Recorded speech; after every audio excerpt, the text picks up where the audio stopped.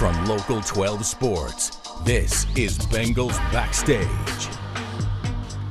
To help us look back at the game that was and a Bengals win, we now bring in Richard Skinner, a digital sports columnist and Bengals beat writer.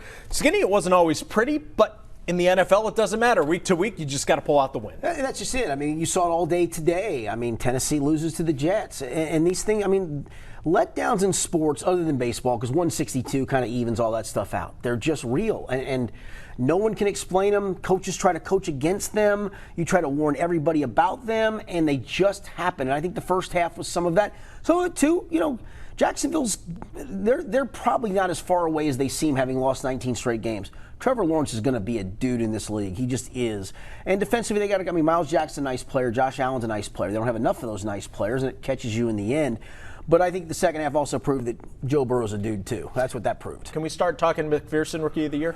A little early for that. Maybe another couple 50-yarder pluses, and I'll get you in the conversation. But he's been super. I mean, again, he missed the kick early in the game, but he's not going to miss many. And inside the stats, a lot of offense at Paul Brown Stadium. 24-21 the final. 420 total yards for the Bengals to 341 for Jacksonville. Look at the rush yards, though. I thought at least coming in that Joe Mixon would have had a bigger role in this game, but only 78 under 100 for the Bengals. Yeah, and some of that, too, the second half, the way it developed, you're down 14-0. You started hitting some throws. The long pass to Jamar Chase, I think some of that becomes game-related. I thought, honestly, when they started getting Joe running downhill in the second half, when they kind of got the game back to semi-even, I thought that kind of got the offense settled in a little bit. So when you look at the rushing yards, the raw numbers, they are ugly. A lot of that, though, he didn't do much in the first half. When they got under center and he runs those zone read plays and comes downhill instead of from a standing start in a shotgun, he's behind Joe Burrow. I think he's a much more efficient runner. We said coming into this game last week that this Jacksonville game was almost, chalk it up. They got to win. They're Absolutely. probably going to win. Jacksonville gave them a fight. Was this kind of a dose of reality for this Bengals team that they're rolling?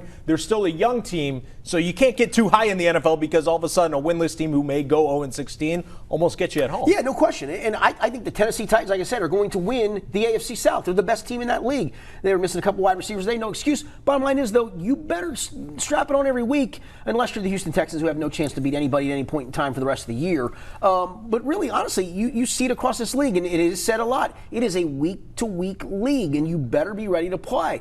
I don't want to say the Bengals weren't ready to play because that's always unfair. They had a couple of third downs in the first half they didn't convert. One was an OPI that led to the McPherson missed field goal. You missed points there by not getting that.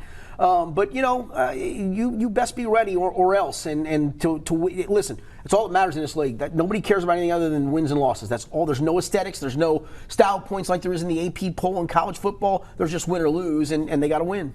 They got the win, and Zach Taylor now all of a sudden sitting at 3-1 and starting to roll with this young team. He sat down with our own Gary Miller later after the game to break things down. Zach, a game can't end much more dramatically, but how much drama does it add to the nights? They lower the lights for the intros, you're in prime time, NFL Network is there. How much did that add to the atmosphere last night? I thought it was really an impressive experience, just overall, the 3 years I've been here, just the pregame celebrations, the halftime stuff, and the players, it just gets the players really amped up. They're usually pretty juiced anyway for a primetime game, but I thought the overall fan experience looked cool. And our guys are really happy to play in that stadium in front of those fans. And the noise really helped us in this game. It's something that we're going to need big time going into the Green Bay week. The guys can't talk enough about the camaraderie and the brotherhood in this locker room. I thought it was interesting. The captains always go out, but what was behind sending Kevin Huber, your most veteran out there alone for the coin toss? Well, we've got 7 captains, and we rotate through them all. And so Kevin got the straw this week. And I think we're 4 for 4 this season on coin toss wins. And so really we can count on all of our captains at this point to go out there and get us a victory in the coin toss, which is good to see. Yeah, you are 4 for 4. What are you going to do if you can't defer next time? Well, we'll cross that bridge when we get to it. But right now, we've been pretty excellent selecting the right heads or tails, or being the home team and then picking the wrong one. So it's been good. All right, what in the world possessed you to have C.J. Uzomah lining out wide on a critical play? Well, he lines up wide a lot. People maybe don't notice that, but he's in that spot all the time. And again, we had a different play call there. But we do trust that Joe can get us into the right look versus the right coverage. You always go into a game and you have to have 0 blitz audibles. Those aren't necessarily always plays you call, but that's the one, just any NFL team you're on, you have to have 0 blitz answers in critical moments. Your quarterback does, your receivers have to be on top of it. That was the answer Joe Burrow got us to. CJ happened to be in the premier position on that play, and Joe felt comfortable getting him the ball, and he was detailed enough with it that it worked out. When Joe is calling an audible at such a critical time of the game, how soon do you know what he is checked to, and what's your immediate reaction? Well, those are things that are discussed all week. Hey, if you get 0, here's what you need to get to. It's on the quarterback too to do his own film prep and be ready for every situation that can arise. And Joe does an excellent job of that. We got a lot of faith in him that he can control those situations very calmly. There's no need for panic. It's a critical situation. It's a tough defensive look, but when you're prepared and confident like Joe is, you're able to execute flawlessly, and that's what it looks like. Let's talk a little bit about the tight end position, because CJ Uzomah obviously was such a big part of this offense, and not just lining up in the tight end position, as you heard Zach talk. He lines up on the outside quite a bit. Can he evolve into a major weapon on this team? They just don't use the tight end a lot. I mean, it evolved into this game. I do think there's a little bit of a relationship with Joe and CJ. Last year, CJ had 8 catches in the first 2 games and caught his first touchdown pass ever in Cleveland, and that was the game that he tore his Achilles and was done for the rest of the year. So I think there's some level of role, but really before this game on Thursday night, he had the 1 big catch against Minnesota. He had a couple of just non-real, 2 for 4 yards, I think, against Chicago. And that's why there's a lot of people that were clamoring for Kyle Pitts. It doesn't seem like there's a real role in this offense for a tight end unless you forget about him. And I don't want to say Jacksonville forgot about him. And again, some of this too was the luck of that call of CJ had not repped that play at that position. He lines up there, but Joe checks to that wide receiver, which is technically a screen, and usually that's a Jamar Chase or a wide receiver. Just happens that trying to formationally get maybe somebody out of the box area, that's where CJ lined up. And hence, when they checked to it, he even looked at Tyler Boyd like, what? Okay, yeah, sure. And he knew enough of the play to know it's coming to me. This is what the play is going to be, and was able to run it. But yeah, it's just not a big part of what they do. He's when he's gotten his chances, though, give him credit. He's been really good. 2 touchdowns. The big play against Minnesota. I mean, he's arguably had 3 or 4 of the biggest catches this year have come to CJ Uzomah. He just doesn't get many targets. I looked up his stats before we came out here, and he's on pace to eclipse all of his career highs. Is that with the 17-game extrapolation, or did you? No, that's just looking at the numbers as they are right now. Okay. He might far surpass them by the end of the year. And so Skinny is telling all you out there, don't pick up Uzomah in your fantasy league. At least not yet. Not we'll yet. see. Not we'll yet. See. Uzomah aside, I think the big storyline going forward from this one is Urban Meyer. We don't usually talk about the other head coach, but in this one, it's an interesting one because he is so well known around the state of Ohio. He said after the game that this one broke his heart. I'm just going to put it bluntly. Is he long for the NFL? I can't imagine he is. I mean, it eats him up to lose. And you hear other, guys that have played for him on this team, guys that have, Tim Tebow's talked about how driven he is to win. I watched him. We were down on the field to do a live shot, and I saw him before the game, and he was talking to people and making the rounds. It's kind of it.